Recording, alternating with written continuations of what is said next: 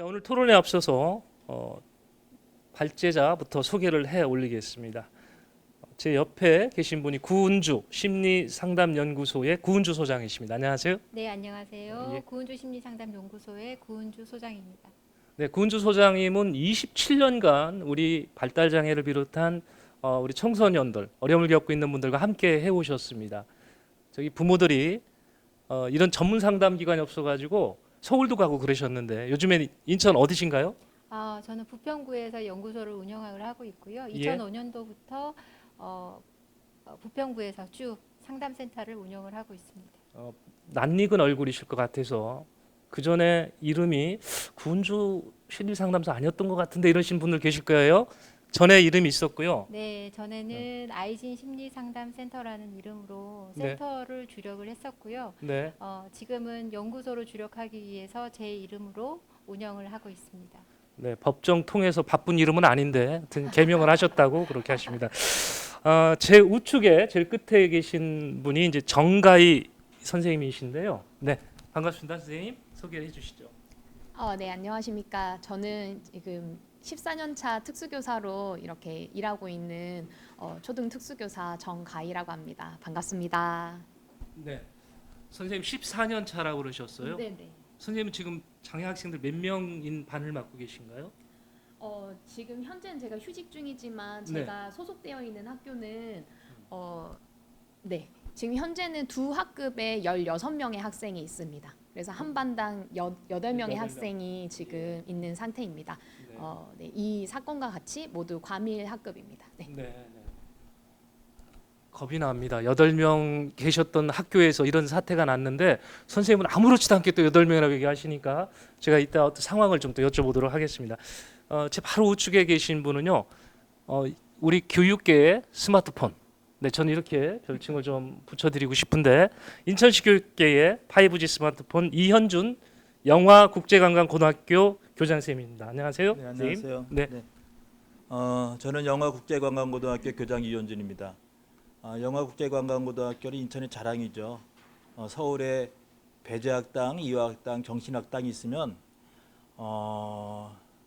인천에는 영화학당이 있습니다. 우리 근대교육의 산 시발점이죠.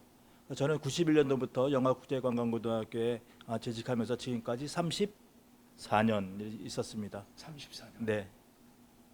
34년을 학교 현장에 계셨던. 네, 2년만 있으면 우리도 일제 36년 감독이랑 시간이 같을 것 같아요. 그렇죠. 우리 저 영화 관광 국제관광 고등학교는 전국 최초의 관광 특성화 학교 네, 맞습니까? 맞습니다. 네. 네네. 지금 학생들 이걸 좀 여쭤봐달라는 분이 있었어요. 교장 선생님 나오신다고 하니까 학생들 취업 잘 되나요? 관광 산업이 이제 많이 발전을 했는데 다른 산업에 비해서 관광 산업이 그 학력 인플레이가 좀 심합니다. 그래서 우리 학생들이 관광 산업에서 종사하고 싶어서 이렇게 우리 학교에 와도 직업계고지만 진학도 많이 합니다. 왜냐하면 이제 관광 산업에 일한다라고 오더라도 호텔리어도 있지만 사실은 항공 승무원도 있을 거고 카지노 딜러도 있을 거고 뭐 컨벤션 기획업도 있는데 현실적으로는 우리가 고졸 취업도 굉장히 권장할 만한 거지만 그거로는 해결이 어렵기 때문에 학생들의 동일계 진학도 많이 하는 그런 형국입니다. 이전보다 인천이 제조업 중심의 회색 도시에서 관광 도시로 거점 도시로 많이 발전했기 때문에 이전보다 훨씬 우리 학생들의 진로 확장의 기회는 넓다라고 이렇게 볼 수가 있습니다. 네. 저희가 열악해서 마이크 하나 갖고 지금 왔다 갔다 하고 있는데요. 시청자 여러분들께서 좀 이해를 좀 해주시고요. 인천 교육계에 제가 5G 스마트폰 이렇게 말씀드리는데 이유가 있습니다. 학교에 관한 모든 문제를 질문하면 답을 못하는 게 없어요. 우리 스마트폰의 포털 사이트는 딱 누르면 다 나오지 않습니까? 그냥 학교 문제에 물어보고 싶은 거 다 물어보세요. 다 나옵니다. 그리고 스마트폰이 또 하나 장점이 있잖아요. 소통이 잘 되잖아요. 우리 이현준 교장 선생님의 특징 소통이 잘 된다 이런 말씀을 드리면서 제가 이 별칭 인천 교육계의 스마트폰 이렇게 설명을 드렸습니다. 그리고 제 끝에 계신 교수님이 인하대 프론티어 교수님이신데요. 조부연 교수님 맞으시죠? 네네. 소개 좀 부탁하겠습니다. 네, 안녕하세요. 만나뵙게 돼서 반갑습니다. 저는 예, 20여 년간 좀 넘게 지역에서 사회복지 업무를 좀 담당을 하고 있었고요. 얼마 전 자원봉사 센터장을 역임하고 지금 현재는 인하대 프론티어 학부에서 자원봉사 관련 교육을 지금 하고 있습니다. 그래서 오늘 이 자리에서 여러분들을 만나 뵙게 돼서 큰 영광입니다. 감사합니다. 네, 그 인천 사회서비스원에서도 계셨다는 네. 것도 맞습니까? 네. 네. 그러니까 사회복지와 관련된 모든 기관에서는 다 족적을 남기셨던 것 같은데 제가 오늘도 큰 좋은 말씀 기대를 제가 해보겠습니다.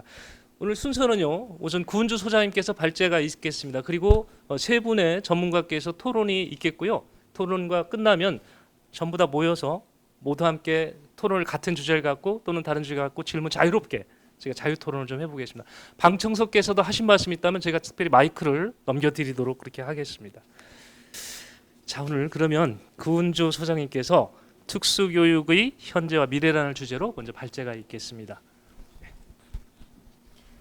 네, 시작을 하도록 하겠습니다. 사실 저는 특수교사가 아니잖아요. 아니고 장애인의 심리와 심리 치료에 대해서 연구하고 임상 현장에서 있었던 27년 차의 심리 치료사일 뿐이거든요. 근데 장애 아동을 경험을 하면서 겪었던 그 어떤 일선의 상담 장면, 상담에 대한 경험들이 특수교사가 갖고 있는 문제점, 그 다음에 고민들과 어떤 부분에서는 교집합으로 일치를 하지 않을까라고 저는 생각을 합니다. 그래서 아마 제가 오늘 발제자로 나서게 된 거가 아닐까 싶고요. 일단 그 돌아가신 우리 젊으신 선생님의 추모를 담아서 제가 오늘 발제자로 잘 정리를 해보도록 하겠습니다. 먼저 일반학급, 특수학급, 특수학교라는 이 용어들에 대한 부분이 있는데요. 우리가 초등학교에 입학을 하는 아이들이 그 부모님이 되겠죠. 아이들의 부모님들이 일반 학급을 갈까요? 특수학급을 갈까요? 특수학교를 갈까요?를 상담 장면에서 8월이 되면 고민하는 상담 1순위의 내용입니다. 그러니까 내 아이의 장애 아동을, 장애 자녀를 키우는 부모 입장에서는 장애의 중증 여부, 상관이 없어요. 그 다음에 장애의 진단이 되어 있는지 진단의 여부 상관이 없어요. 그 다음에 장애증을 받았는지의 여부 상관이 없어요. 상관이 없이 이 세 가지 부류의 어느 학교로 우리 아이를 진학을 할 것인가에 대한 부분은 굉장히 부모 입장에서는 고민이 되는 부분이기는 합니다.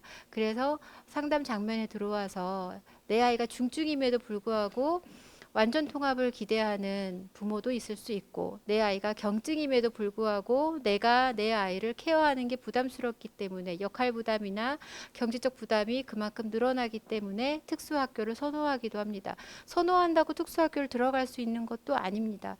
대개 교육청에서의 그 일정상 8월에서부터 11월쯤 되면 특수교육 대상자를 선별해서 몇 명이 정도 되고 우리 구에는 몇 명이 되고 학교에 들어갈 수 있는 TO는 몇 자리 이고 그래서 이제 뭐 장애로 서비스를 받고 있지만 특수교육 대상자로 지정되지 않은 아이는 또 몇 명이고 또 신청이 들어온 아이들은 몇 명인지를 인원을 파악을 해서 특수교육 대상자 통보를 하기 때문에 요 시기 때 어머님들이 많은 상담을 요청을 하세요. 보통 저한테 상담을 요청을 하시는 경우는 교육청에 전화를 해보라고 합니다. 저는. 교육청에 전화를 해봐서 우리 구에 특수교육 대상자 지정이 몇 명인지 중증장애가 몇 명인지 특수교육 대상자로 들어갈 수 있는 특수학급과 특수학교는 어떠한 상황인지를 일단 조사를 하라고 하는데 이게 건 바이 건으로 잘 소통이 돼서 정보가 전달이 되는 경우도 있고 또 그렇지 않은 경우도 있는 것 같습니다. 장애인의 재활과 복지, 그러니까 저는 장애인의 재활, 심리적 재활에 대한 박사이잖아요. 그러니까 장애인의 재활과 복지는 장애인의 탈시설화, 그리고 자립, 그리고 특수교육 측면에서는 완전 통합이 재활의 목표예요. 그러다 보니까 부모님들이 이걸 모르지 않으시거든요. 그러다 보니까 내 아이가 중증임에도 불구하고 나는 일반 학교에 특수학급 입학을 원합니다 하시는 분들도 또 계시고요. 그리고 무조건 특수학교 입학을 원하지만 그 구와 그 지역 내에 특수학교 배정이 쉽지 않은 경우들도 또 있어요. 그러니까 결과적으로는 문제 행동이나 발달 여건과 그리고 어떤 그것과는 상관없는 부모 욕구로만 등재할 때도 있고 행정적인 처리로만 우리가 가야 할 때도 있다는 현실인 거죠. 자, 두 번째는 장애 아동에 대한 관점이 좀 바뀌었습니다. 저는 그 90년대 트레이닝을 받은 상담사이거든요. 심리치료사이거든요. 90년대에는 행동수정 이론이 학습 이론을 바탕으로 해서 행동수정 이론이 장애 아동의 치료와 재활에 꽤 유용한 방법이었어요. 그 중에 뭐 예를 들자면 타임아웃이나 무시나 격리, 처벌 이런 것들이 행동수정 이론으로는 꽤 의미 있는 유의미한 치료 개입 방법이었는데요. 지금은 사용을 할 수가 없습니다. 그 장애인들, 발달장애 아이들의 인권과 보호를 위해서 그걸 사용하지 않고 있죠. 그렇다고 해서 행동수정 이론이 발달장애 아동 치료에 쓰지 않느냐, 그건 또 아닙니다. 요즘 많이 알고 계시는 ABA 치료가 행동수정 이론을 바탕으로 한 행동 중재 기법으로 사용이 되고 있습니다. 단 부적 자극을 활용한 치료 개입을 하지 않는다는 거죠. 사실 근데 여기에는 좀 난점이 있습니다. 그러니까 치료사로서 일을 하면서도 자해를 하거나 타인에 대한 공격성을 갖고 있는 아이들이 치료사를 공격을 했을 때 이 아이를 잡을 수 없다, 타임아웃을 할 수 없다, 무시를 할 수 없다, 격리를 할 수 없다라는 건 그건 곧 치료사의 어떤 안위 여부에 위해를 가할 수 있는 여건이기도 하거든요. 그렇지만 저 역시도 제가 안경을 3개를 들고 다니거든요. 쓰고 있는 안경, 가방에 서브 안경, 차에 서브 안경 이렇게 들고 다니고 안경이 숱하게 깨집니다. 왜냐하면 아이들이 그렇게 따귀를 많이 때려요. 그러니까 공격을 할 수 있는 대상자에게 그냥 뭐 걔들이 어떤 도덕적 가치관을 가지고 공격을 하는 건 아니니까요. 그래서 이렇게 공격을 하다 보면 안경이 휘기도 하고 깨지기도 하고 나가 떨어지기도 하는데 제가 근래 10년 동안의 경험을 바탕으로 한다면 거기에 대해서 사과를 받아본 기억은 단 한 건도 없습니다. 그러니까 우리 장애 아동에 대한 치료사는 이 부분에 대해서 이해도가 있지 않겠나라는 게 부모의 자세이기도 해요. 그게 최근 한 10여 년은 조금 더 심해져 있는 것 같아요. 사회적 분위기상. 장애 아동의 인권에도 그다음에 장애 아동의 문제 행동에도 우리가 너무 좀 관대하고 있지 않나. 그러면서 관대한 거는 좋은데 치료사와 교사의 인권이나 역할 범위가 좁아들고 있는 건 아닌가. 이런 부분도 제가 좀 생각을 해야 할 부분이라고 생각을 합니다. 세 번째는 이제 특수교사의 업무에 대한 현실이 있는데요. 앞서 사회자분이 말씀하셨던 것처럼 30대 인천 특수교사 사망 사건이 있었지요. 앞서 간략히 말씀 주신 것처럼 과중한 업무의 증가, 그 다음에 완전통합학급과 그 특수통합학급의 친구들을 총 다 하면 16명이나 되는 아이들을 특수교사 1명이 봐야 하는 그런 업무가 중대하게 늘어난 현실에 놓여 있으셨던 건데요. 그 특수교사가 교육청에다가 지원 인력을 요청하지 않은 것은 아닙니다. 지원 인력을 요청하셨고요. 그 지원 인력은 되게 그 매뉴얼 상에서도 실무자나 사회복지 인력을 사회복무 요원을 지원 인력으로 쓰고 있습니다. 근데 이제 여기에서도 이제 맹점이 있는 거죠. 실무사나 사회복지 요원은 특수교사도 아니고 치료사도 아닌 거죠. 그러니까 어떤 행동 중재를 시키거나 가이드 안에서 이 도움을 우리가 지원을 하기 위해서는 특수교사가 그 지원 인력을 또다시 교육을 시켜야 하는 현실입니다. 그러다 보니 이거는 특수교사가 업무가 늘어나면 늘어났지 줄어드는 시스템은 아니다라고 이제 알 수 있죠. 이런 3가지 제반적인 배경을 가지고 특수교육 현장의 문제점들을 제가 좀 살펴봤습니다. 첫 번째, 그 장애 아동을 키우는 특수교육 대상자로 지정된 자녀의 부모가 원하는 거는 자녀의 통합된 사회적 경험입니다. 실제로 부모들이 가장 많이 하는 말이 이거예요. 내 아이가 자폐 자녀로 혹은 지적 장애로 혹은 뭐 다른 뭐 지체 장애로 이렇게 살아가면서 아이들과 완전 통합하여 사회적 역할, 사회적 관계망에서 있을 수 있는 유일한 기회가 초등학교라고 생각을 한다. 그런 의미에서 조금 학교 치기 어렵더라도 나는 완전 통합을 원한다. 이게 이제 부모님들의 니즈 사항이거든요. 자, 그렇다면 이 아이가 정말 가도 되는가라고 퀘스천을 넣었을 때 그러면 특수학급이 조금 더 많아져야 하는 게 아닌가? 그리고 또 특수학급의 인원에 대한 부분들도 우리가 좀 재고를 해봐야 되지 않는가. 지금은 유아는 뭐 4명이 맥시멈, 초중은 6명이 맥시멈, 뭐 고등학교는 7명이 맥시멈이 한 교사당 부담해야 되는 학생 수로 정해져 있고 거기에 이제 우리가 초과 인원을 더 받을 50% 범위 내에서 받을 수 있는 걸로 제가 알고 있는데요. 근데 여기에 이제 중증 아이가 들어오게 되면 이게 중증 아이가 그 한 명이 맞는가 이렇게 우리가 또 따져봐야 될 일인 거죠. 저 역시 사실 저는 장애 아이들이 6명 놓고 수업하라 그러면 별로 힘들지는 않거든요. 저는 이력이 붙어서 별로 힘들지는 않은데 중증 장애 아동 한 명을 같이 넣어주고 한번 봐라 그러면 팔다리가 후들거리긴 합니다. 그 힘센 아이들을 문제 행동을 케어하고 개입하는 일은 결코 쉬운 일은 저는 아니다라고 생각을 하거든요. 잠시도 앉아있지 못하고 자해를 하고 대소변 관리가 안 되는 중증 장애 아동이 경미한 수준의 장애 학생의 같은 정도의 교사 역할 부담을 요구하지는 않습니다. 그래서 특수학급 내에도 만약에 경미한 아이가 배정이 되면 실제로 제 임상 사례에서도 경미한 아이가 특수교사의 심부름을 하는 일과로 학교 내 생활을 보내는 경우도 허다합니다.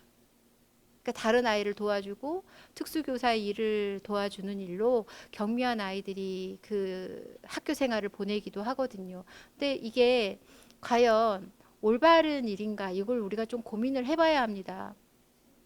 여기서 우리가 그 논의를 해봐야 할 거는 누가 특수학급을 가고 누가 특수학교를 가고 누가 중증 특수학급을 배정을 받을 수 있는지에 대해서 아무도 전문적으로 가이드를 해줄 수 있는 인력이 없다는 거예요. 이게 부모가 요구하고 행정적으로 배정이 된 학교에 우리가 임의적으로 그 아이가 배정이 될 뿐 분명히 이게 과밀학급이라면 중증 장애 아동이 배정이 되는 걸 우리가 조금 심사숙고해야 한다든지 아니면 중증 장애인데도 특수학교가 아닌 특수학급을 원하는 부모에게 전문가적 자문을 제공할 수 있어야 한다든지 이런 부분에 대해서 제한적 상황이라는 거죠. 그래서 이 부분에 전문가 인력이 저는 조금 필요하다고 보고 있고요. 기본적으로 지금 24년도 특수교육 통계에 따르면 특수교육 대상자는 작년도에 비해서 5%가 늘어났고요. 학력 인구 통계가 감소세인 것을 비교하면 특수교육은 증가 추세라고 할 수 있는데요. 예산은 미국의 경우 20%가 넘는 것에 비교해서 우리나라는 3.8%에 비교하죠. 그러니까 특수교육 대상자에 대한 아이들은 늘어나는데 예산은 다른 나라에 비교해서 적은 편이다. 그 예산을 저는 늘려야 한다고 봅니다. 그거를 특수학급을 증진하는데 특수학교를 늘리는데 조금 예산을 투여하는 것들이 필요하고요. 그리고 아이들을 충분히 관찰해서 이게 상급 학교에 진학하기 전에 충분히 관찰하고 평가해서 이 아이가 중증 장애인 경우인지 그리고 특수학급, 특수학교, 일반 학교의 완전 통합 대상자에 대한 구분을 우리가 좀 가려질 수 있는 그런 역할자가 좀 필요하다라고 보고 있습니다. 24년도 특수교육 계획을 보면 특수학교를 다각도로 다양화를 만들겠다. 그 다음에 조금 더 신설화를 해보겠다라는 그 교육 매뉴얼이 들어가 있기는 하지만 24년도 교육계획에 보면 인천은 그 대상이 해당이 되지 않는 걸로 보고 있습니다.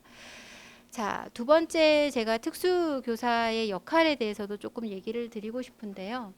특수교사는 보육교사가 아니죠. 그리고 치료사도 저는 아니라고 생각을 합니다. 근데 이제 제가 보통 만나는 아이들은 18개월부터 만나거든요. 18개월부터 이제 장애의 범주로 들어와서 아이들을 만나고 이 아이들이 초등학교에 입학할 시간까지 상담을 지속적으로 제공을 하는 경우가 많은데요.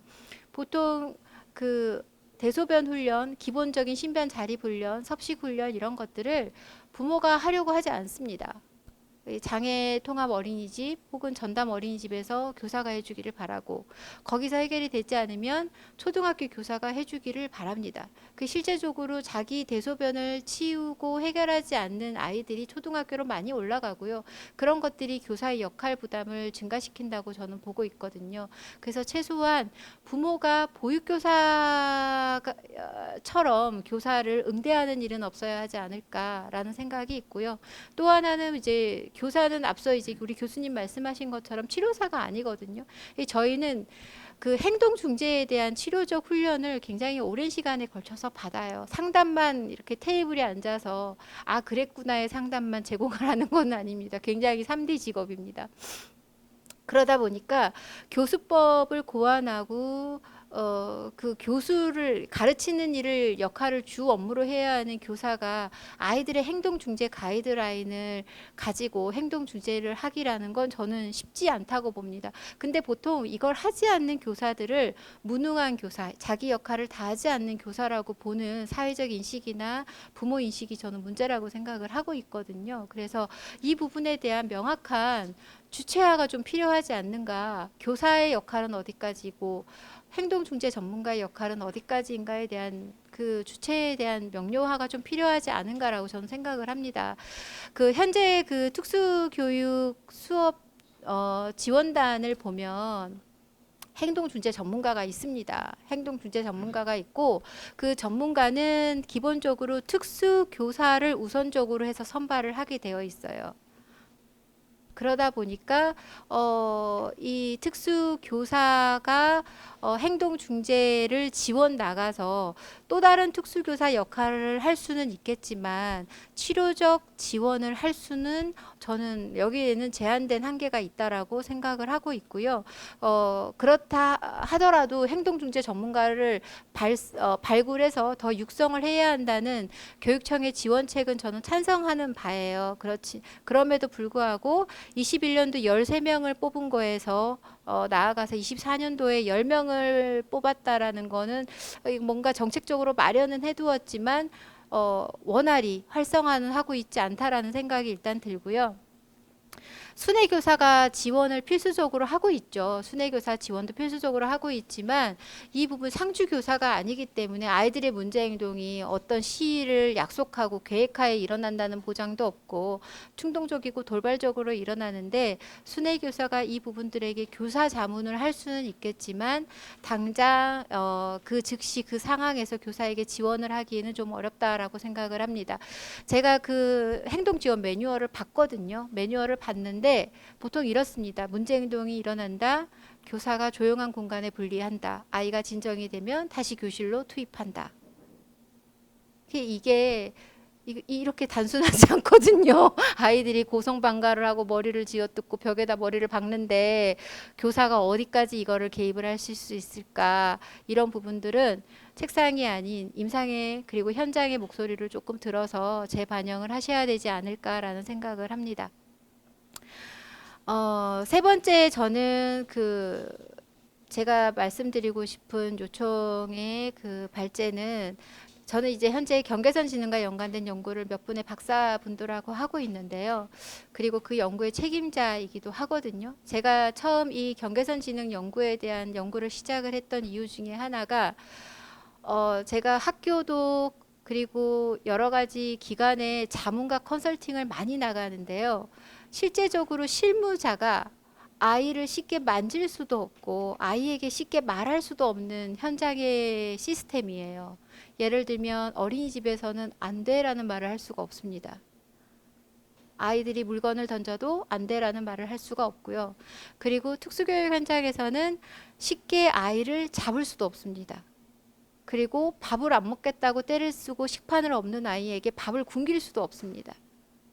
왜냐하면 그게 다 아동학대로 들어가거든요. 제가 아동학대도 자문을 하고 있기 때문에 양쪽을 다 하고 있기 때문에 사실 어느 부분에서도 이해는 다 되는 부분이에요. 이해는 다 되는 부분인데 만약에 아이가 때리고 난리를 치면 이 아이가 못하게 아이를 안아야 할까요? 라고 질문을 제가 사회자분께 드리면 사회자분은 뭐라고 말씀을 하시겠어요? 모든 게 경계가 돼가지고 지금 말씀하시는 게 네. 예.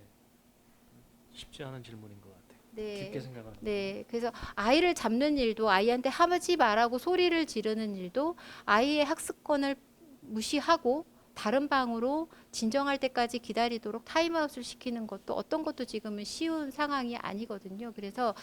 그래서 제 연구가 시작이 됐습니다. 일반 학급 내에서 교사들이 학생들에게 할 수 있는 언어적 중재, 개입, 신체적 개입, 뭐 이렇게 활동 중재 방안이 가이드라인이 명료하면 부모도 좀 컴플레인이 적겠구나.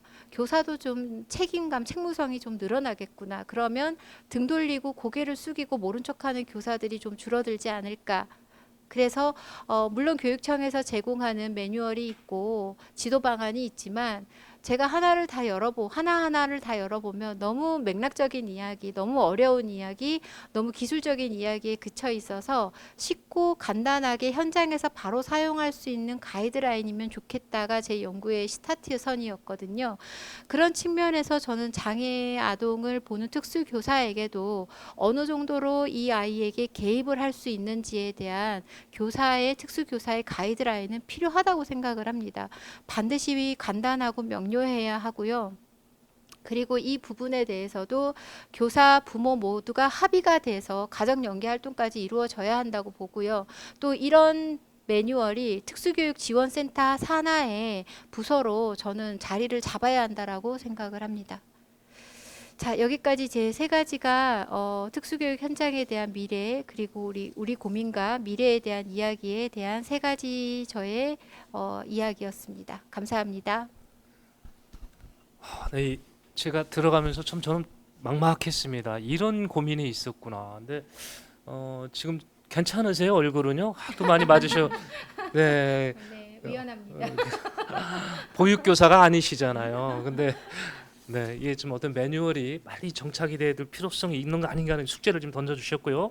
자, 첫 번째 토론으로는요, 우리 정가인 선생님이 준비하셨는데 좀 더 학교 내에서 특수 학교라든지 특수 교사라든지 이런 생활을 좀 더 깊게 좀 들여다볼 수 있는 기회가 될 것 같습니다. 일단 마이크 넘겨드릴게요. 네, 그 현장의 어려움에 대해서 잘 정리해 주셔서 감사하고요. 아까 말씀하신 것 중에 한 가지 쟁점이 될 수 있는 부분이 있어서 우선에는 이제 저희 특수 학급에 소속되어 있는 학생들의 경우에는 저희가 아무리 중증 학생으로 인해서 어려워도 경미한 장애가 있는 학생에게 심부름을 시키거나 그런 것들이 일어나진 않습니다, 실제로. 근데 아마 특별한 케이스에 대해서 겪어보셨던 것 같습니다. 먼저는 이 특수교육 대상자의 배치에 대해서 한번 정리하고 가야 될 것 같아요. 그래서 먼저 특수교육 대상 학생으로 이렇게 선정이 되고 나면 그 이후에는 배치를 하게 됩니다. 근데 배치의 구분이 세 가지입니다. 하나는 특수학교에 배치하거나 아니면은 이제 특수학급에 배치하거나 아니면 일반 학급에 배치하는 이 세 가지 구분이 있어요. 그런데 이 특수학교 같은 경우에는 아마 다들 아실 거예요. 이 특수학교인 경우에는 이제 약간 특별한 어떤 땡땡 학교 이렇게 해가지고 명칭 따로 있죠. 그런데 이제 특수학급이나 일반 학급은 자기가 살고 있는 거주지에서 가장 가까운 땡땡 학교예요. 그냥 일반 초등학교, 뭐 중학교 아니면 고등학교 이런 식으로 이 학생들이 갈 수 있는 일반 친구들과 함께 갈 수 있는 그런 학교에 가는 것이 특수학급이나 일반 학급 배치입니다. 그래서 이 주로 특수학급이나 일반 학급 배치 학생들을 통합교육을 받는다라고 얘기를 하고 있고요. 지금 저희 특수 교사들은 그 일반 학교에서 배치되어서 특수 학급에 있는 아이들과 일반 학급에 배치된 아이들 모두를 이렇게 지원하는 역할을 맡고 있습니다.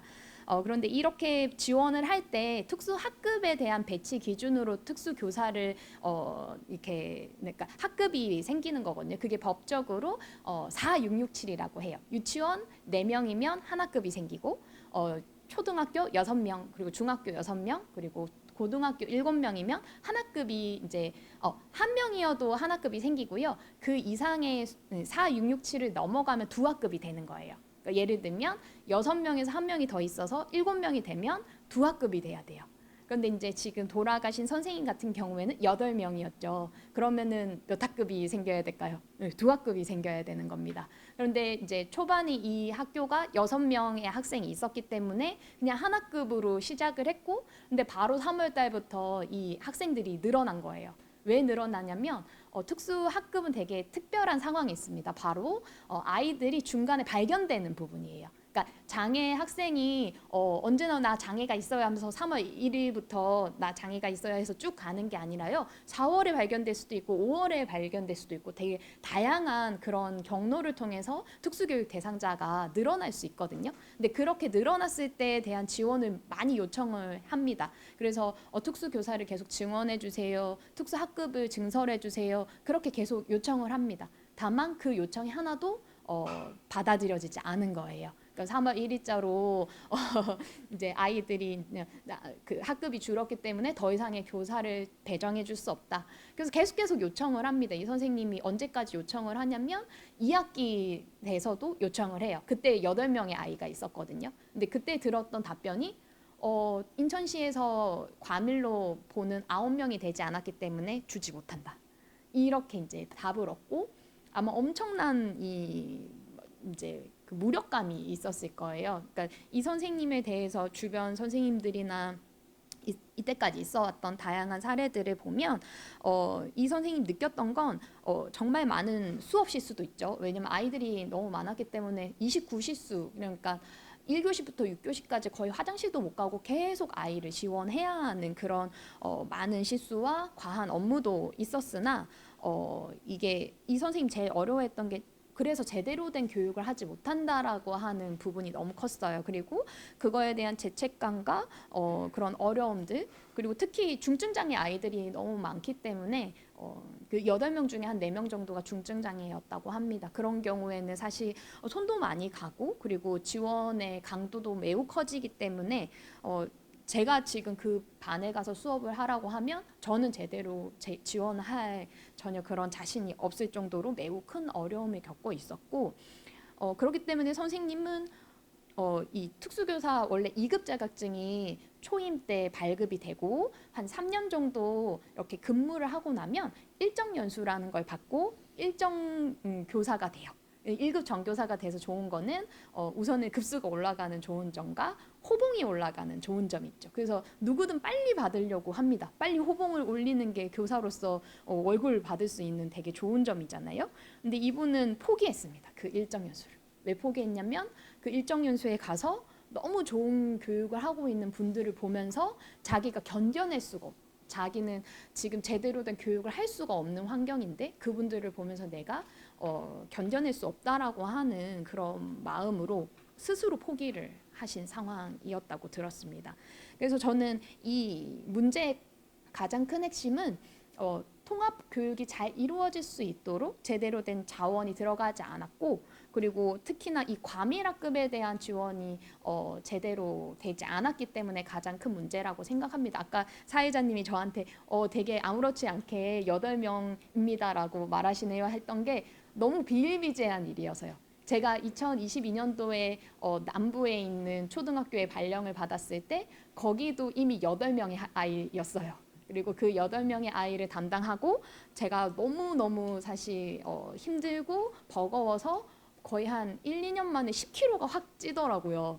근데 지금 휴직을 했는데 1년 만에 10kg가 빠졌어요. 그러니까 그만큼 이 아이 한 명이 가지고 있는 무게감이 너무나 큽니다. 특수학급은. 그래서 매우 큰 어려움이 있음에도 불구하고 계속 그런 행정기관이나 아니면 다른 이제 일반적인 시각에서는 아이 한 명 늘어나는 게 뭐가 어려워? 6명밖에 지도 안 하잖아. 이렇게 이제 다가오는 거죠. 그 왜 한 명의 학생의 요구가 크냐면 우선에는 그 저희 아이들은 아까 말씀하신 것처럼 장애로 인한 그 매우 다양한 교육적 요구가 있는 거예요. 그래서 이 교육적 요구가 얼마나 크냐면 우선에는 장애 그 유형을 법적으로 10개로 지정하거든요. 우리 반에 그 10개 유형의 장애를 가진 아이들이 언제든 다 올 수 있어요. 시각장애도 있을 수 있고 시각장애는 점자를 지원해야 되죠. 청각장애는 뭐 와우 수술을 했으면은 그런 기기나 보청기나 뭐 여러 가지를 다 지원할 수 있는 그런 정보와 그리고 기술이 다 있어야 돼요. 저희한테. 그러니까 어느 아이를 어떻게 만날 수 있을지 우리가 알 수 없는 상태고 특히나 의사소통이 어려운 아이들 같은 경우에는 뭐 AAC와 같은 보완 대체 의사소통이라고 하는 것들을 이제 저희가 연구해서 아이들한테 적용을 해야 됩니다. 근데 저도 그 부분을 잘 알지 못해서 외부 전문가를 저희 학급비를 가지고 이렇게 초청을 해가지고 그 아이와 어떻게 지원을 해야 될지 컨설팅을 받을 정도로 매우 어려웠고요. 특히 아까 계속 얘기하신 행동 문제 같은 경우에도 그러니까 저희 아이들이 사실 뭐 장애가 있다라는 게 행동 문제가 있다라고 바로 수반되는 문제는 아니에요. 다만 장애가 있다는 거는 스스로가 하루에 정말 견뎌야 하는 그 스트레스 양이 정말 큰 거거든요. 그 아이들도 말을 하지 못하고 견뎌내기 어려우니까 폭발을 하는 거예요. 그러니까 그 부분을 좀 이해해 주셨으면 좋겠어요. 저는 제일 걱정되는 게 이 자리에서 이런 막 우리 아이들의 행동 문제가 너무 크다 이렇게 말했을 때 맞아 장애가 있으면 행동 문제가 있지 이렇게 표찰이 붙을까 봐 너무 걱정되는데요. 그게 핵심이 아니라 이 아이들이 장애로 인해서 견뎌내야 되는 스트레스가 너무 크다라는 게 핵심이라고 생각이 들고요. 그리고 장애가 매우 심할 경우에는 의사소통이 안 되죠. 우리도 만약에 의사소통 안 되는 외국에 하루 종일 아무 지원도 못 받고 어플도 없고 그런 상황에서 그냥 있어 보라고 하세요. 1년 동안 뭐 며칠 동안이라도 그러면 갑자기 막 화가 나고 힘들고 짜증이 날 거예요. 그걸 우리 아이들이 맨날 겪고 있기 때문에 나타나는 문제입니다. 그래서 저는 이런 지원에 대해서 교사 혼자가 할 수가 없기 때문에 뭐 행동중재 전문가를 저희 학급비를 통해서 컨설팅을 받으면서도 계속 지원을 해왔고요. 또 뭐 가족 지원도 사실 필요할 때가 많아요. 특히 남부나 이런 다른 지역에 따라서는 열악한 환경 때문에 다문화 어머니가 있는 경우도 있고 그러면은 복지관에 뭐 협력하거나 연락해서 이분 통역 지원 좀 해주세요라고 부탁하기도 하고요. 뭐 아이 충치 치료라든지 성조숙증 치료라든지 뭐 학부모 심리 치료 연계가 필요한 경우에는 우선은 저희가 먼저 제일 알 수밖에 없으니까 학교에 있는 뭐 복지사 선생님을 통해서든 아니면 지역사를 통해서든 계속 부탁을 합니다. 도와주세요. 네, 그런 부분들도 있고요. 또 이제 통합학급에서 이 아이가 어려움이 있고 그리고 그 학급에서 만약에 적응이 힘들고 친구와 관계가 안 좋다. 그러면 저희가 직접 들어가서 장애이해 교육을 실시합니다. 그래서 이 친구는 이런 장애가 있기 때문에 우리가 조금 많이 이해해 줘야 해. 이런 교육을 하거나 통합학급에서 참여가 어려우면 그 친구가 할 수 있는 쉬운 자료를 만들어서 그 친구를 위한 이제 좀 교육이 잘 지원될 수 있도록 지원하기도 합니다.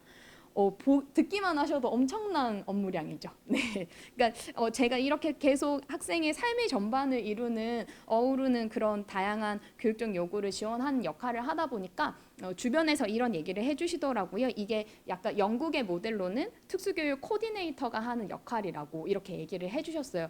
그러니까 특수교사 혼자서 할 수 없고 오히려 이런 자원을 연계하는 사람이 함께 있어야만 적절한 지원을 할 수 있는데 지금으로서는 저희 혼자만 할 수밖에 없는 일인 거죠. 근데도 지금 가장 문제는 교사 1인이 감당해야 할 법정 인원수도 이렇게 지원이 되지 않는 상황입니다. 저희 학교는 지금은 16명의 아이의 두 학급이지만 내년에 19명의 아이가 돼요.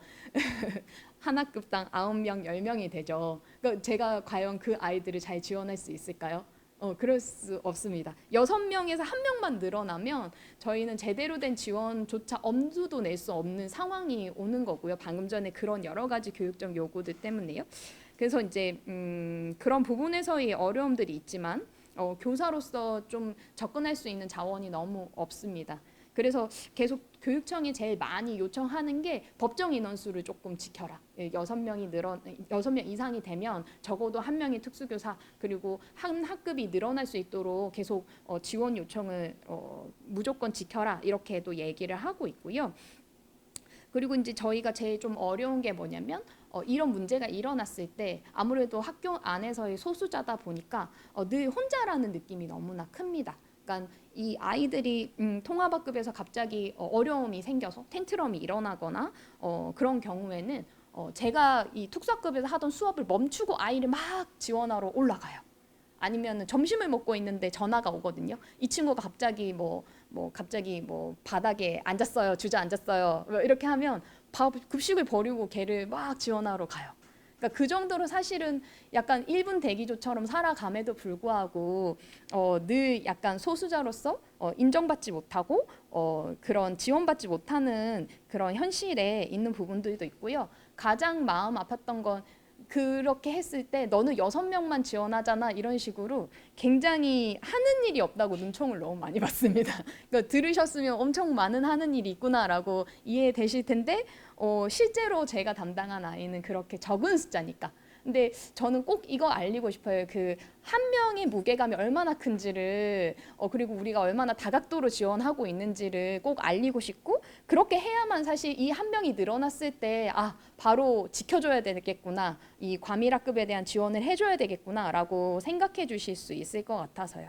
그래서 네, 이상입니다. 저는 우리 정가희 선생님 밝게 말씀하시는 중에 이런 생각을 했어요. 선생님 복직 안 하면 어떡하죠? 지금은 복직을 하실 건가요? 근데, 그래 가면서 중간중간에 계속 오히려 장애 학생들을 이해하시는 말씀을 계속 해주시잖아요. 오죽하면 그 친구들이 그럴 것이냐. 그렇게 하지만 일은 너무도 지금 과중하다. 나머지는 제가 좀 이따 여쭙겠습니다. 계속해서 이런 문제를요. 우리 지역사회가 어떻게 같이 풀을 것인가 이런 시각에서 또 보시는 또 좀 우리 교수님 계신 것 같아요. 교수님한테 제가 마이크 넘기고요. 조병 교수님께서 그 부분을 정리해드리겠습니다. 네, 제가 이 주제를 받고 제가 어떠하게 접근을 해야 될까 좀 고민이 많았습니다. 그래서 돌이켜 보면 제가 복지 현장에 있을 때 2006년 정도에 저희 복지부하고 그다음에 SK하고 이제 기업하고 연계를 해서 특수교육 현장에 조금 도움을 드리고자 장애통합교육보조원이라는 사업을 만들어서 시행을 했던 게 있습니다. 지금 현재로는 변화가 된 게 교육 실무 이제 선생님들이 하시는 일들을 그때는 이제 지역사회 내에서 같이 했었습니다. 그렇게 하면서 지역사회가 이제 통합적인 관점에서 장애에 대해서 바라보고 아까 정가희 선생님도 말씀하셨던 것처럼 가정과 학교와 지역이 함께 연합해서 무언가를 이제 같이 이룰 수 있는 관계성을 모색을 해야 되는데 그런 부분들에 있어서 복지가 이제 먼저 나서서 이제 학교에 들어갔었습니다. 근데 들어가서 학교 현장에서 막상 보니 특수교육이라는 현장이 되게 학교 내에 어떠한 일정한 규율과 이제 이런 부분들이 있다 보니까 외부에서 접근하는 게 한계성들이 되게 많았었습니다.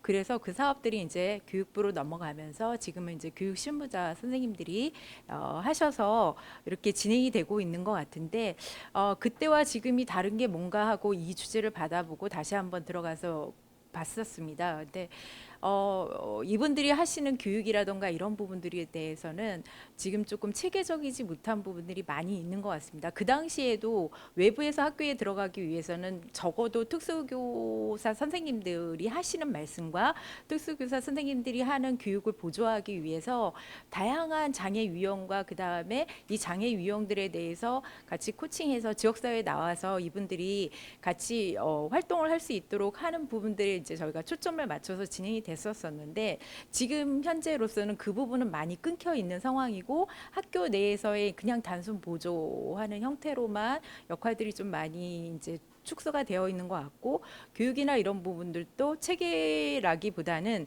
단순하게 아까 얘기하셨던 행정 업무라던가 이런 부분들에 대해서 진행이 되고 있는데 이분들이 사전에 기본 역량이 어떤가에 따라서 이 부분이 되게 다르게 선생님들이 받아들이시는 부분입니다. 아까 얘기하셨던 것처럼 특수교육 보조로 들어갔을 때 보조하시는 선생님, 실무자 선생님 아니면 자원봉사자, 그다음에 공익 이 들어가가지고 옆에서 이제 업무들을 이제 도와줄 수 있는 교육을 보조를 해줄 수 있는데 이런 부분들에 대해서 이분들이 기초 지식이라던가 그 다음에 세부적 각 개개인의 어떤 장애 유형에 따라서 어떻게 대처해야 되는지 이런 부분들이 사전에 교육이 많이 되어 있지 않다고 하면 사람과 사람의 대한 그런 부분들이고 특히나 임상이 되게 필요한 그런 현장이기 때문에 교육 현장이기 때문에 이런 것들이 사전에 충분히 교육되지 않은 상태에서 투입이 되다 보니까 오히려 선생님들이 과부하가 걸리시는 겁니다. 한 명을 또 가리키는 이런 상황이 되어 있는 상황이다 보니까 선생님들이 특수 실무자를 선생님들을 받는 걸 오히려 더 꺼려하시면 차라리 장애 학생을 받는 게 더 낫지 이렇게 이제 상황이 되는 상황인데 그 상황들이 2006년도나 지금이나 제가 보니까 그다지 달라지지 않고 그냥 일자리만 하나 더 늘어나서 있는 상황인 것 같습니다. 물론 그 중에는 경력과 이렇게 장시간 현장을 체험하셔서 베테랑 선생님들도 계시겠지만 그 선생님들의 경험과 이런 것들이 공유가 되지 않는 상황인 것 같고 그것이 함께 얘기하셨던 특수교사, 그다음에 실무사 선생님, 그리고 가정, 그리고 지역사회에 있는 다양한 복지기관, 시설, 바우처 사업을 하고 있는 기관들 이렇게 모여서 한 아이의 장애 유형에 따라서 이 교육 발달 과정 상황에서 어떻게 진행이 되어야 되는지에 대해서 논의할 수 있는 자리가 없습니다. 아까 뭐 영국에서 교육 코디 형태로 지역 자원과의 연계성을 잇는 부분이 필요하다고 하셨었는데 제가 처음에 이 사업들을 했을 때 그런 부분들을 교사 선생님들하고 되게 많이 이야기를 했던 경험이 있습니다.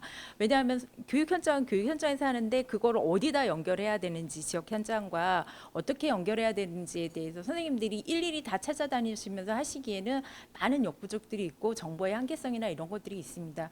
근데 지금은 조금 정보가 많이 접근성들이 많이 나아지고 이렇게 풀려 있긴 하지만 그러한 부분들에 대해서 아까 얘기하셨던 것처럼 그러한 것을 연결해 줄 수 있는 부분이 좀 많이 필요하고 그게 제도화되거나 이렇게 해야 될 부분들도 있고 얘기하신 것처럼 이제 이런 부분들에 대해서 어떤 매뉴얼이라던가 이런 게 좀 많이 필요합니다. 일례로 아까 얘기하셨던 것처럼 행동치료 부분에 있어서 하지 말라고 하거나 제지하거나 이랬을 때 일례로 어떤 분은 이제 고소 고발 당하셔가지고 어려움에 처하시는 그런 경우도 있습니다. 이런 것처럼 다양한 활동들에 있어서 나타나는 현상들이 되게 다른데 실무사의 역할과 그 다음에 보조하는 부분들이 어디까지인지 그 특수교사 선생님들도 마찬가지겠지만 어디까지를 해야 되는 건지 교사 선생님하고 상당한 소통이 필요한데 이렇게 소통을 가지고 같이 함께 연구하고 할 수 있는 게 교육 현장에서 찾기가 상당히 어려운 부분입니다. 한 교육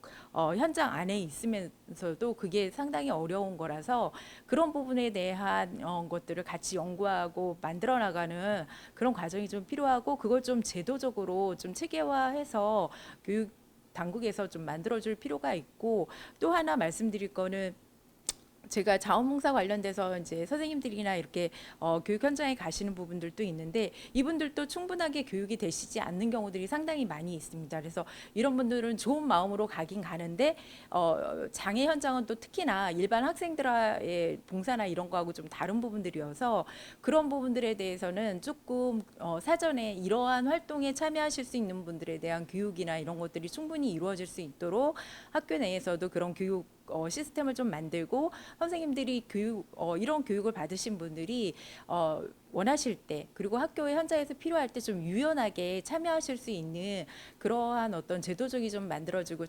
자원봉사 풀이 좀 있어야 되지 않을까. 그리고 한두 번 가서 이제 경험을 하시고 여기는 내가 갈 곳이 아니다 이렇게 생각하시는 부분들도 많습니다. 그래서 사전에 교육돼서 현장에 투여가 되셔서 이분들이 현장에서 계속 경력들을 쌓으시고 다양한 경험을 통해서 임상의 경험을 통해서 특수교육 환경에서 보조하는 역할들을 성실히 수행을 했을 때 온 마을에서 한 아이를 제대로 키워낼 수 있지 않을까 이런 부분들이 생각이 들었고 조금 더 각각 영역 특수교사 선생님 그리고 실무자 자원봉사자 이렇게 선생님들이 합심해서 교육 현장에서 각각의 역할들을 좀 체계적으로 나눌 수 있는 연구와 그다음에 매뉴얼의 개발이 좀 많이 필요하고 지역 현장과의 연계성을 누가 가질 것이냐 이런 부분들도 좀 연계를 해주셨으면 좋겠습니다. 그래서 그게 학교 내에서 좀 어렵다고 하면 지역의 유관기관에 있는 뭐 복지관도 있고 어디도 있고 되게 많이 있습니다. 그런 유관기관들과 협력 체계를 어떻게 구축을 해서 나갈 건지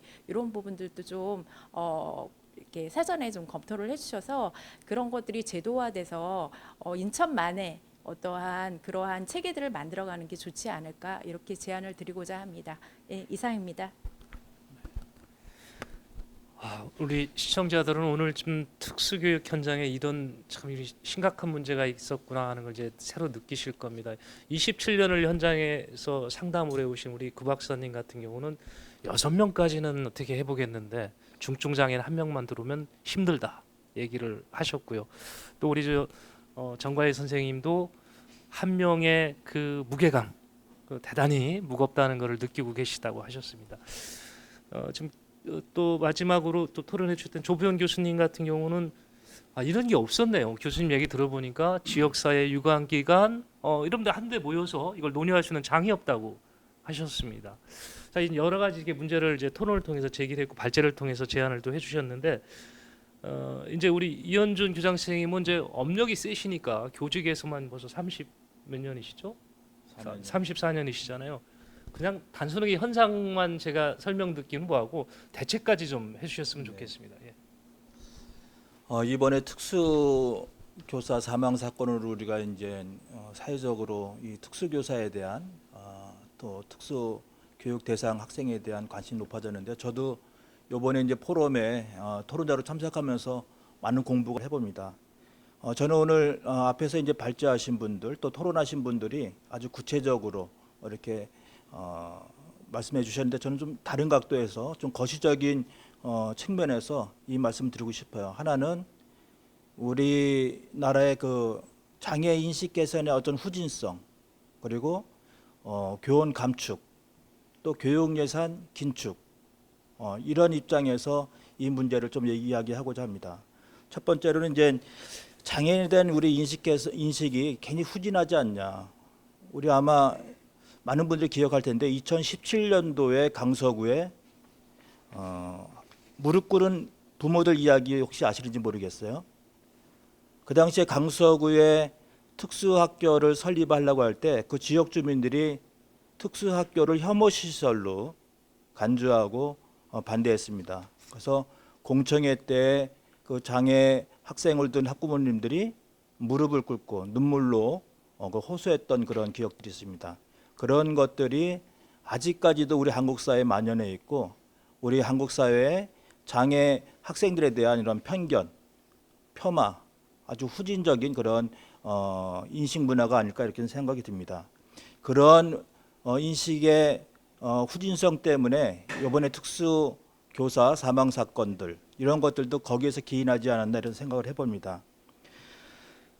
우리나라가 OECD 국가 중에서 특수교육 대상 학생들이 2%밖에 안 됩니다. 그래서 OECD 국가의 최저인데요. 자료에 보니까 미국은 15%, 스웨덴은 13%, 영국은 12%, 일본은 6%입니다.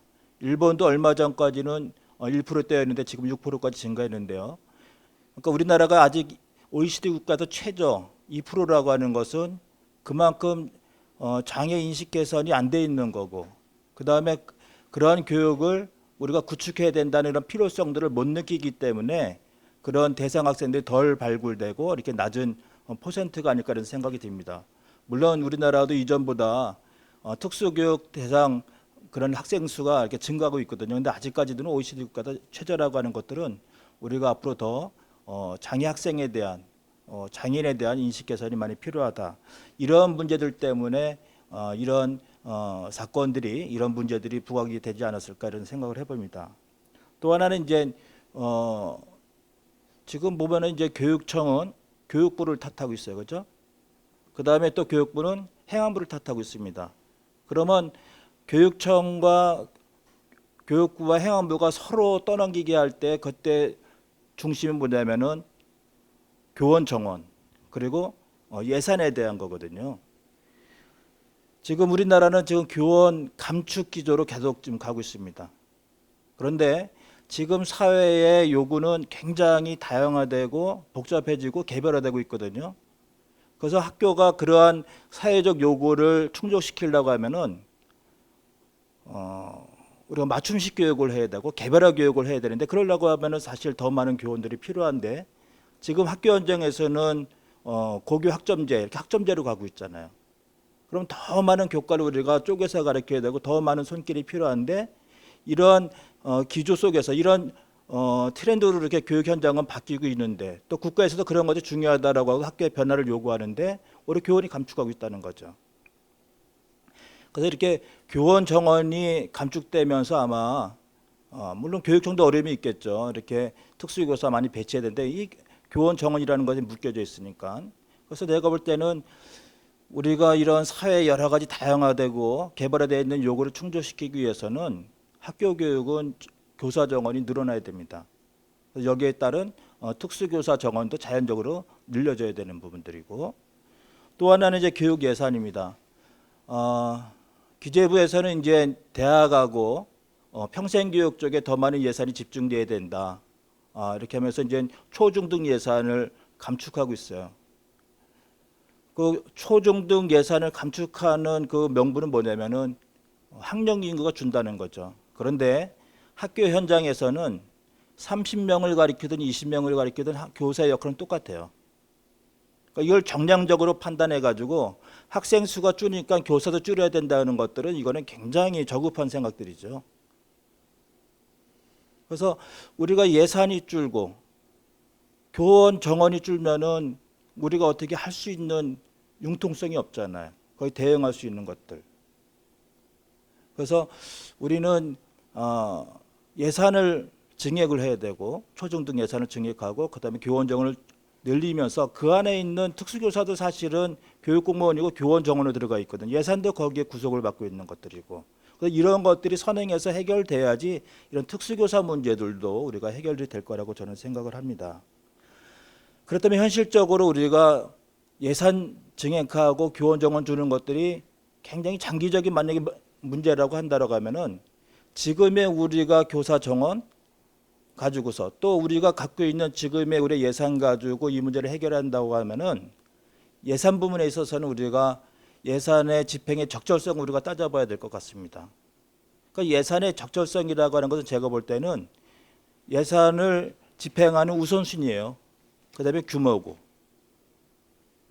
그래서 우리가 교육청도 어려움이 있다라고 하겠지만 그 교육청이 가용할 수 있는 예산 가운데 우리가 들여다 보여야 되지 않을까라는 생각이 듭니다.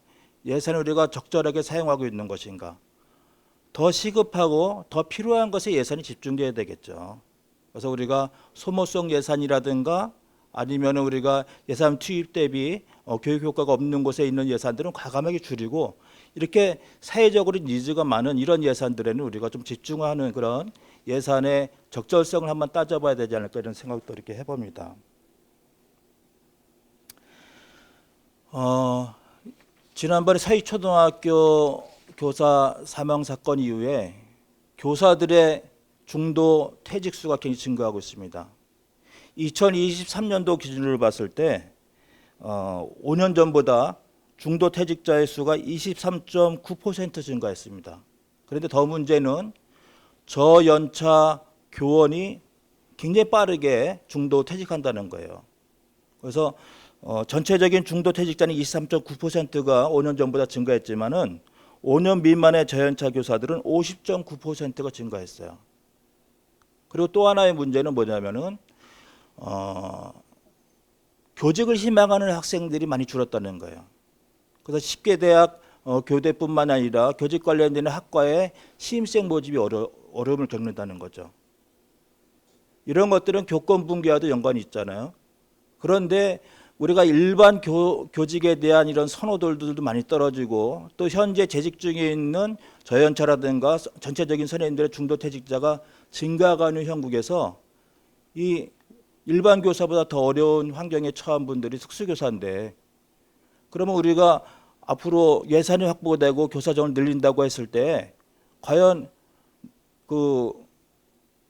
이 특수교육과를 졸업해서 이런 교사의 길을 가고자 하는 그런 신규 인력풀이 공급이 될 수 있을 거냐 하는 것들은 퀘스천 마크거든요. 그래서 장기적으로는 우리가 어떤 교권 신장도 있어야 되는 거고 또 국가 차원에서 교육 예산 그다음에 교원의 TO를 증가하는 일들에 우리가 더 많은 집중을 해야 되지 않을까 이런 생각을 해봅니다. 제가 이제 한 가지 우려되는 것은 지금 호떡집에 불난 것 같습니다.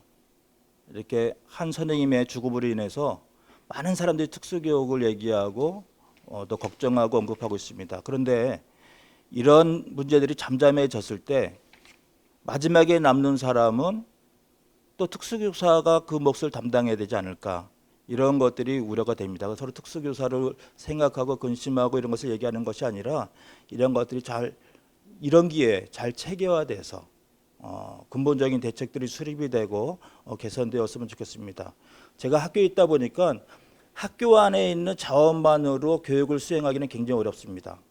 아까도 말씀드렸지만 교육 수요자, 그 시장에서의 요구는 굉장히 다양하고 개발되고 있거든요.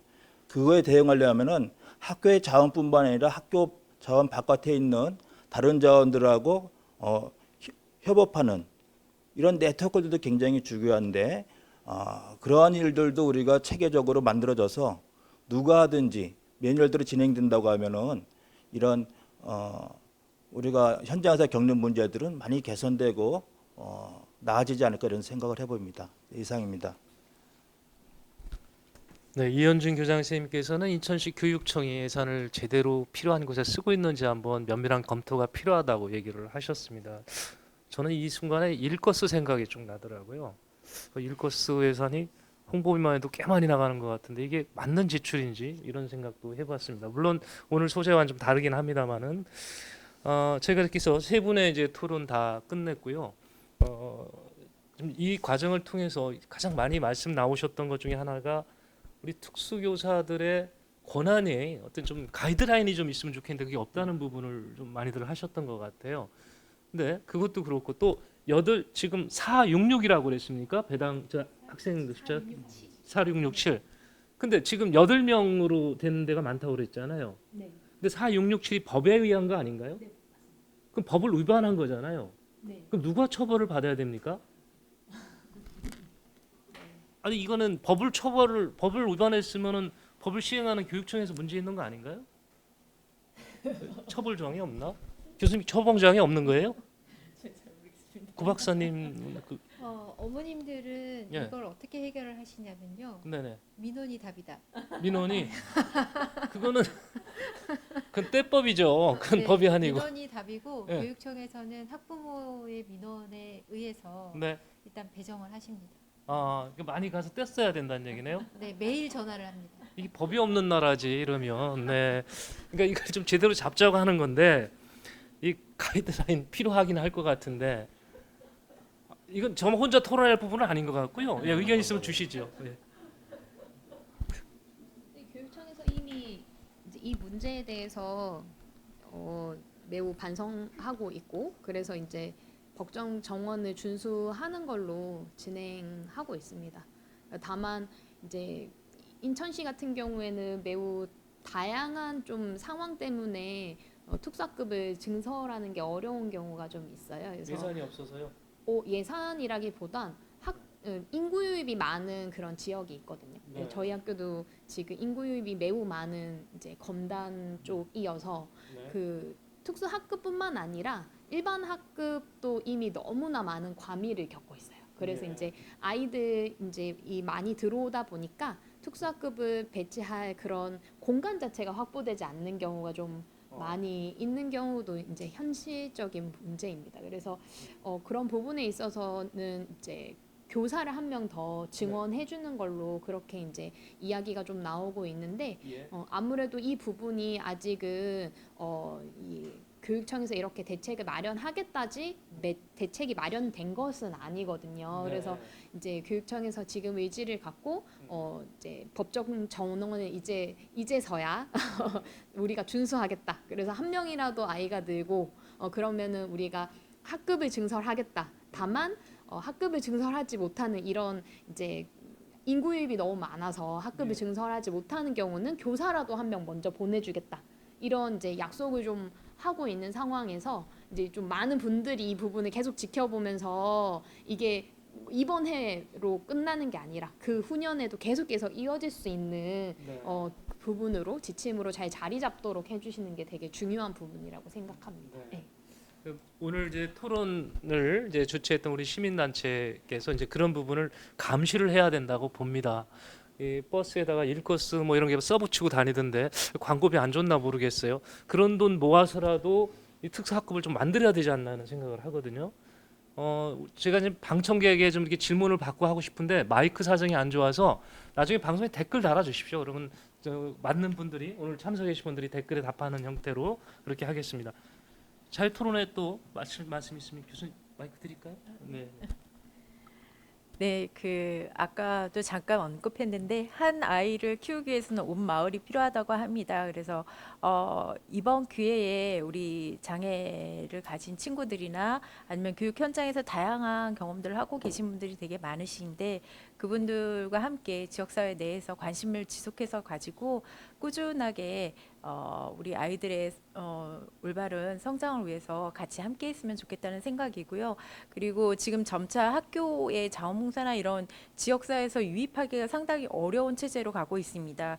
그래서 예전 같으면 자원봉사가 학교 이외에서 시행이 되더라도 그게 이제 나이스나 이런 데 반영이 돼서 학생들의 활동들이 지역사회 내에서 녹아나는 활동들이 되게 많았었는데 그동안의 여러 건의 사건들로 인해서 그런 부분들이 다 막히고 학교 내에서의 활동만 강화되고 있는 상황이다 보니 이러한 상황으로 인해서 이제 아이들이 지역사회와 협력하거나 지역사회에 나와서 현장을 알아가는 그런 부분들이 많이 없어지고 있는 상황입니다. 그래서 우리가 이 기회에 지역사회와 함께 교육 현장들을 조금 바꿔나가는 노력이 필요하지 않을까 이렇게 생각합니다. 네, 이상입니다. 좋은 답을 이제 제시해 주신 것 같아요. 지역사회가 함께 하자. 이게 누가 혼자 이 문제를 해결할 수 있는 부분은 아닌 것 같고요. 이 부분을 그냥 놔둔다고 우리 구소장님이 뺨따기 맞는다고 풀어질 문제가 아닙니다. 그렇죠? 소장님 계속 상담도 많이 해주셔야 되겠지만 우리가 지금 모아서 같이 풀어가는 것이 필요할 것 같고요. 유장 선생님 하실 말씀 제가 예. 질문 좀 하나 할까요? 그러시죠. 뭐 저는 이제 일반 학교에 있으니까 사실 이번에 공부를 많이 했지만 사실은 많은 걸 모릅니다. 특수 교육에 대해서. 제가 우리 선생님께 한번 여쭤볼게요. 특수 학교하고 이제 특수 학급하고 제가 이제 상식적으로 판단했을 때 특수 학급은 일반고에 특수 학급이 있는 거잖아요. 그러니까 전체적인 학교의 시스템 또 거기에 있는 모든 관리자나 모든 선생님들의 어떤 이 특수교 학생에 대한 이해도 이런 체계들이 구축되지 않은 속에서 들어가 있으니까 특수교사가 사실 또 다른 학교죠, 그죠? 그 모든 걸 다 책임져야 되겠죠, 그죠?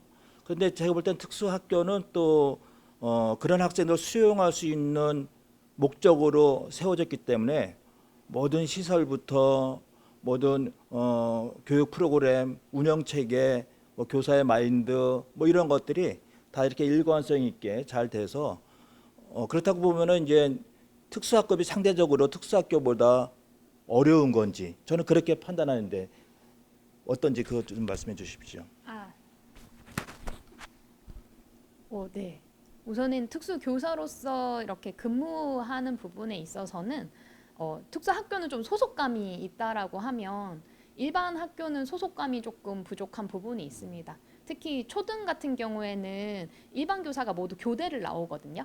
그러다 보니까 교대를 나오지 않은 이제 저희는 이제 사범대에 있는 특수교육과를 나오기 때문에 그런 점에서 약간 이방인과 같은 이제 생각이 좀 많이 듭니다. 물론 그래도 중고등학교는 그나마 다 모두 과목별로 사범대를 나오기 때문에 그런 면에서는 조금 더 나은 부분이 있긴 하지만요.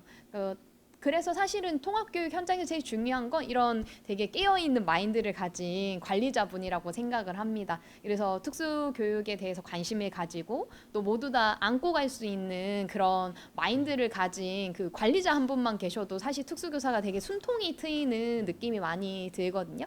그래서 우리 교장 선생님께도 그러한 관리자로서 이렇게 좀 잘 지원해 주시기를 부탁드리겠습니다. 네. 제가 추가적으로 조금 설명을 드리면 현재 저는 청인학교 전공과를 재능대학교에서 연장해서 아이들이 수업을 하는 아이들을 만나는 중인데요. 이게 고등학교 일반 학교에 통합학급의 고등학교 아이들이 있는 경우에는 사실 전공과 시설이 마련되어 있지는 않잖아요. 그 커리큘럼은 특수교사에 의한 커리큘럼이고 그 안에 취업을 위한 그리고 직무 훈련을 위한 체험 학습이나 커리큘럼은 다 배정이 되어 있거든요. 근데 그거를 이제 학기 초에 부모들에게 다 안내를 하는 걸로 제가 알고 있어요. 알고 있는데 일반 학교의 특수 학급으로 들어온 학부모님들은 작은 소망이 있습니다. 우리 아이가 대학을 가는 거. 취업을 하는 게 아니라 대학을 가는 작은 소망이 있습니다. 그래서 그렇게 취업 훈련에 적극적이지가 않으시다는 거. 그리고 아이들이 정작 이제 고등학교를 졸업하고 나면 그쯤에서 이 아이들의 진로를 어떻게 할 것인가에 대한 고민을 하면서 뭐 대학형 전공과를 간다든지 이런 경우들이 있고요. 특수학교는 그냥 그 특수학교 커리큘럼으로 고등학교가 진행이 됩니다. 진행이 되고 졸업하고 나면 특수학교에 있는 어머님들이 원하시는 건 최대한 늦게 사회에 나오는 거. 네, 그러다 보니까 전공과 과정을 1학년, 2학년, 뭐 1년, 2년 거치기도 하시고요. 끝나고 나서 다시 직업 훈련을 거치고 그러면서 이제 보통 3, 4년의 시간을 직업 훈련을 하는데 보내는 걸로 알고 있습니다. 네. 저는 그런 생각이 교장선생님 들었습니다. 이 정가희 선생님 얘기 들어보니까 우리 장애 그 친구들의 부모들도 어렵겠지만 우리 선생님들이 너무 외롭겠다, 힘들겠다. 그 학교 조직원들, 구성원들이 좀 더 감싸줘야 되겠다, 저 선생님들을. 왜 저분들이 잘못하다 장애 걸리겠어요, 심리적으로. 그러니까 저 선생님들이 용기를 갖고 힘을 내서 할 수 있도록 그분들이 먼저 좀 감싸주는 게 좋을 것 같고요. 기왕 이제 지역사회와 연계 얘기하셨으니까 지역사회에서도 특수교사들을 응원할 수 있는 그런 계기를 좀 만들어가는 것이 좋지 않겠나 생각을 해봤습니다. 네, 예, 예. 네. 제가 이제 오늘 이제 토론 준비하면서 주간 이용센터 한 센터장님을 제가 학교에서 좀 만나 뵀어요. 보니까 이제 특수교육은 고등학교까지만 이렇게 그저 하는 거죠. 전공과까지도 있습니다. 그래요. 예, 네, 예. 네. 근데 어쨌든 이제 고등학교 졸업하면 이제 성인 되면은 주간 이용 시설로 가잖아요. 그러면 주간 이용 시설에도 아마 이와 같은 사각지대가 있을 거고 교육에 여러 가지 어려움이 있을 것 같아요. 그런 거 혹시 아시는 거 있으면 좀 말씀해 주시겠어요? 네. 우선에는 주간 이용 센터도 굉장히 열악한 상황으로 알고 있습니다. 그렇기 때문에 이제 저희와 마찬가지로 매우 중증인 학생들을 받기가 어려운 경우도 좀 많이 있고 오히려 약간 경도의 장애 아이들을 먼저 이제 이렇게 오게 되는 경우도 좀 있는 것 같고요. 특히 이제 중증 장애 학생들 중에서 약간 주간 이동 센터로 이동하지 못하는 그런 어려움을 가진 학생들은 계속 사실 집에 있을 수밖에 없고, 그러니까 가장 큰 성인계의 가장 큰 문제는 아마 여기 듣고 계신 분들이 다 아시겠지만 여러분 지나가시다가 장애인을 많이 만나보신 적이 있으신가요? 없으시죠? 그리고 가끔 지하철에서 이렇게 혼잣말을 하거나 그런 장애인을 만났을 때 되게 자주 보지 못하다 보니까 오히려 되게 생경한 느낌을 많이 받으셨을 거예요. 그러니까 결국에는 지역사회에 통합되지 못하는 경우가 굉장히 많이 있습니다. 물론 주간 활동센터나 이런 부분에서 지원을 한다 한들 그 부분에 있어서도 학교가 공교육에 해당하는 학교가 이 정도의 지원 체계인데 이 공교육이 아닌 평생교육에 해당하는 이 주간 활동센터는 얼마나 더 열악하겠습니까? 그래서 그만큼 열악하기 때문에 이 아이들이 성인기에도 우리 주변에 자기 집 앞에 있는 자기 좋아하는 닭강정집 가가지고 닭강정 하나 사 먹기도 어려운 그런 상황에 있는 거예요. 그리고 우리가 보지 못하는 것은 장애인이 많지 않아서가 아니라 장애인들이 자기 스스로 자립적으로 자기 지역 사회를 돌아다니거나 그리고 활동하기가 어려운 현실에 있기 때문이라고 생각합니다. 네. 고맙습니다. 제가 주간 이용 시설 센터 한번 그 센터장님 학교 오셨었어요. 근데 버리는 책상 걸상이 있냐고 왜 그러십니까 했더니 책상 밑에가 다 낡아서 소리가 너무 나고 이게 귀뚱귀뚱거려서 테이프를 감아서 쓴다는 거예요. 그래서 제가 책걸장을 바꾸면서 그전에 있던 것 폐기 처분하는 걸 드렸는데 그거 가지고도 너무 감동하시고 너무 좋아하시는 거예요. 그러니까 그거 하나만 보더라도 우리가 공교육 안에 말씀하신 거 공교육 안에 있는 특수교육은 그래도 많은 지원과 관심의 대상자가 될 수 있지만은 또 이렇게 고등학교 졸업한 이후에 성인들이 몸담고 있는 그 주간 이용 시설 센터 우리도 거기에도 더 많은 관심을 또 가져야 되지 않을까 이런 생각도 해봐서 제가 한번 여쭤봤습니다.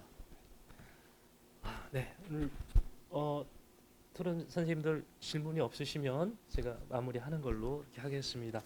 이 토론을 시작할 때만 해도 오늘 주제가 좀 무거워서 그런지 좀 인천교육 앞날이 너무 깜깜했다 이런 생각을 좀 해봤습니다. 일선 교육 현장에 계시는 선생님들 목소리나 아니면 밖에 계신 전문가들의 목소리를 우리 교육청이 제대로 잘 못 듣고 있는 그런 무능함 때문이었습니다. 근데 오늘 토론을 통해서 제가 최소한 인천 교육에 어떤 문제가 생기면 이 문제점을 지적하고 대안을 제시할 수 있는 이런 전문가 집단이 있다, 이런 생각을 하니까 그나마 위안이 됐습니다. 그래서 이분들이 왠지 어두운 바다에서 이렇게 등불을 비치는 그런 분들 같다는 생각이 들었고요. 저는 그랬습니다. 우리 인천 시민들께서는 어떻게 보셨는지 모르겠습니다만은 제가 오늘 이제 방송을 유튜브를 통해서 주민들에게 드릴 겁니다. 보시고 의견이 있으면 댓글 달아주시고요. 그러면 그 댓글에 대한 답은 이 자리에 계신 분들께서 해주시는 걸로 그렇게 하겠습니다. 자, 특수교육 현장의 현재와 그리고 미래를 함께 고민하고 답을 찾아본 오늘 토론회를 이제 마무리하겠습니다. 그러니까 함께 해주신 우리 구훈주 심리상담연구소 소장님, 네, 그리고 이음초등학교의 정가희 선생님, 그리고 조병원 인하대 교수님, 인하대 맞으시죠? 예. 그리고 이현준 영화국제관광고등학교 교장 선생님, 네, 그리고 방청석을 포함한 우리 인천 시민 여러분 감사드립니다. 인천 교육의 미래 포럼과 함께했던 오늘 토론회 모두 마치겠습니다. 고맙습니다.